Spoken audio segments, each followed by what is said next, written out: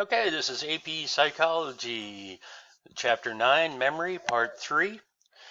And what we're going to talk about here is storage and retaining information. Storage is at the heart of memory. 3 stores of memory are shown below. You have sensory memory, you have working memory, you have long-term memory.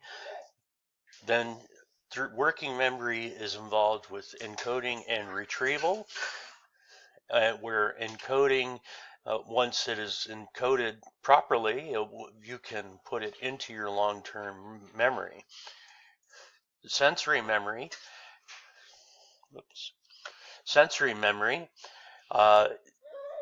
it contrasts the 2 types of sensory memory. Is the information first enters the memory system through the senses.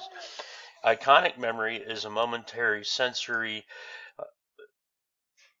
memory of visual stimuli. A photograph or a picture image memory lasting less than a second.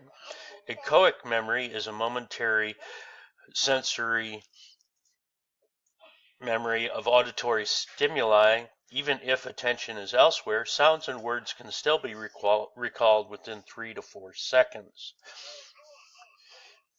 So here we see in time delay, sensory memory, the longer the delay, the greater the memory loss.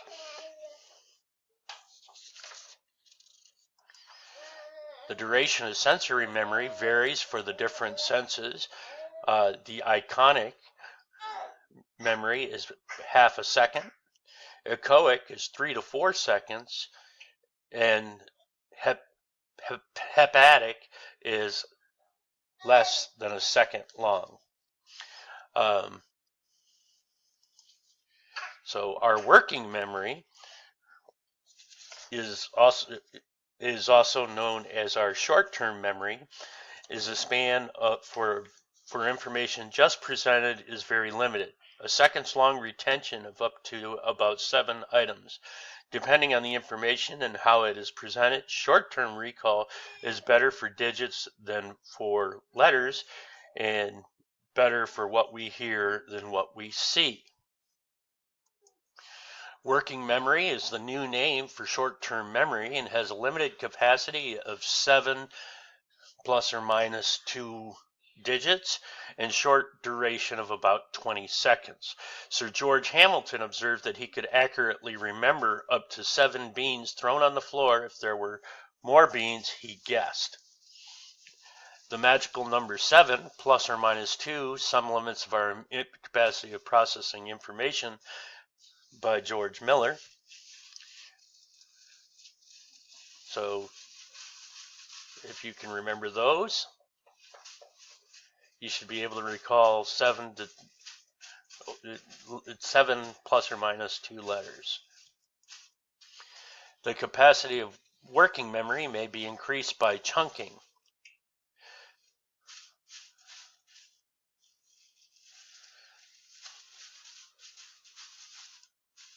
So if we turn it into FBI, TWA, CIA, IBM, we have 4 chunks, and so this improves our ability to remember this random associated letter group. Duration. Brown and Peterson measured the duration of working memory by manipulating its rehearsal. The duration of the working memory is about 20 seconds.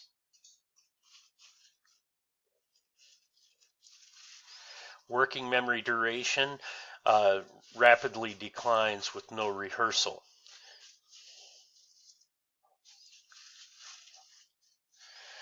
So now what we're going to do is describe the capacity and duration of long-term memory. Although we know that our capacity for storing information permanently is essentially unlimited, we are not sure how and where we store it. Research has shown that memories do not reside in a single place, with the so-called memory traces difficult to find. Unlimited capacity has been demonstrated.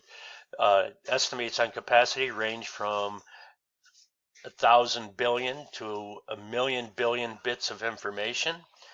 They use the example of the Clark's Nutcracker can locate 6,000 caches of buried pine needle seeds or pine tree seeds during the winter and spring, where they just place them in 6,000 different places. World memory cards, as we mentioned before earlier on, that this is some of the rates that these can be done. Memory stores, we encode. Sensory memory is copy, working memory is mnemonic, and phonomic, I should say, and long-term memory is semantic. The capacity of our sensory memory is unlimited, and the duration of our sensory memory is 0.25 seconds, where our working memory, which is phonemic, has 7 plus or minus 2 chunks and takes about 20 seconds. Our semantic memory or long-term memory is semantic. It's very large and can last for years, and if not an entire or most of our lifetime. Storing memories in the brain through electrical stimulation of the brain, Wilder and Penfield concluded that old memories were etched into the brain. Loftus and Loftus reviewed Penfield's data and showed that only a handful of brain-stimulated patients reported flashbacks, and using rats, Lashley in 1950 suggested that even after removing parts of the brain, the animals retained partial memory of the maze.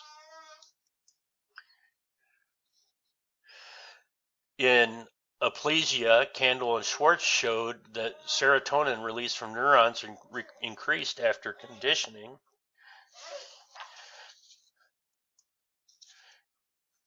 The search for physical bases of memory has recently focused on the synapses and their neurotransmitters and on long-term potentiation of brain circuits. In response to increased activity in neural pathways, neural interconnections form and strengthen. Studies of sea and snail indicate that Studies of the sea snail indicate that when learning occurs, the snail releases more of its neurotransmitter serotonin at certain synapses, and these synapses become more efficient at transmitting signals. In experiments, rapidly stimulating certain memory circuit connections has increased their sensitivity for weeks to come. This long-term potentiation appears to be a neural basis for learning the remembering associations. During that block, long-term potentiation interfere with learning. Scientists are developing drugs that boost the production of the protein CREB, or the neurotransmitter glutamate, which seem to build a synaptic connection and enhance long-term memory. Long-term potentiation refers to the synaptic enhancement and increase in neurotransmitter release or receptors on the receiving neuron, and indicates the strengthening of the synapse. Stress hormones and memory are heightened emotions, stress-related or otherwise, make for stronger memories, and continued stress may disrupt a memory. The naturally stimulating hormones that humans and animals produce when excited or stressed make more glucose energy available to fuel the brain activity, signaling the brain that something important has happened. The amygdala, an emotion processing structure in the brain's limbic system, arouses the brain areas that process the emotion. These emotion-triggered hormonal changes boost learning and retention, and emotionless events mean weaker memories. Storing implicit and explicit memories. Explicit memories refers to the facts that experiences that one can consciously know and declare. Implicit memory involves learning an action while the individual does not know or declare what she knows. Studies of brain-damaged patients who suffer from amnesia reveal two types of memory. Implicit procedural memory is the retention without the consciousness and recollection of the skills, preferences, and dispositions. Explicit memory, or declarative memory, is the memory of facts and experiences that one can consciously know and declare. This dual memory system helps explain infantile amnesia. The hippocampus is a limbic system structure that plays a vital role in gradual processing of our explicit memories into long-term memory. When monkeys and people lose their hippocampus to surgery or disease, they lose most of their recall for things learned during the preceding month. Older memories remain intact, suggesting that the hippocampus is not a permanent storehouse, but a loading dock that feeds new information to other brain circuits for permanent storage. Implicit memories are processed by more ancient cerebellum, and research with the rabbits in which different parts of the neural pathway were temporarily deadened during eye blink training pinpointed implicit memory in the cerebellum at the back of the head.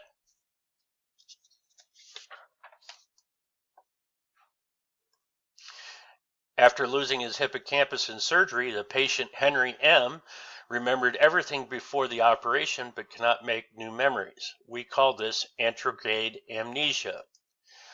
Implicit memory, HM, is unable to make new memories that are declarative or explicit, but he can form new memories that are procedural or implicit.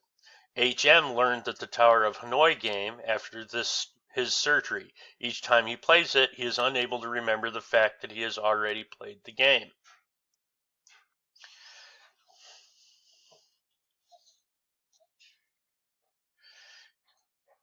The cerebellum,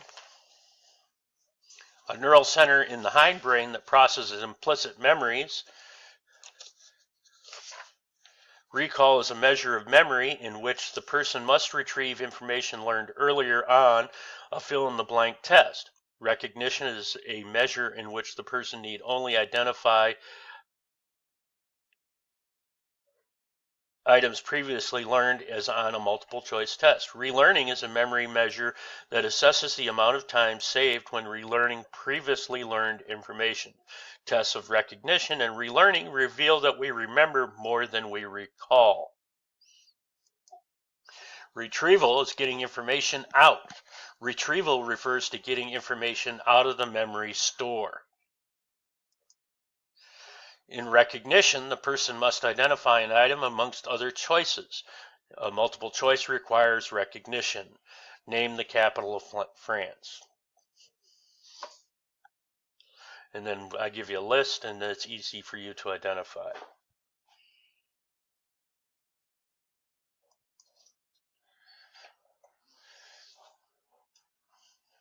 Recall is in recall, the person must retrieve information using effort. A fill-in-the-blank test requires recall. The capital of France is, and with no clue, it's hard to determine. Recall is a measure of memory in which the person must retrieve information learned earlier. As on a fill-in-the-blank test, recognition is a measure in which a person need only identify previously learned. As on a multiple choice test, relearning is a memory measure that assumes the amount of time saved when relearning previously learned information. Tests of recognition and relearning reveal that we remember more than we recall.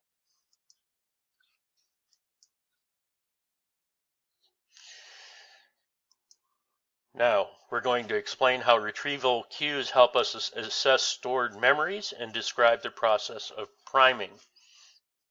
We can think of a memory as held in storage by web associations. Retrieval cues are bits of related information we encode while encoding a target piece of information. They become part of the web. To retrieve a specific memory, we need to identify one of the strands that leads to the process called priming, activating the retrieval cues within our web associations. To retrieve a specific memory from the web of associations, you must first activate one of the strands that leads it to it. This is called priming. So seeing or hearing the word rabbit activates the concept of a rabbit. It primes the spelling in the spoken word hare, as in rabbit.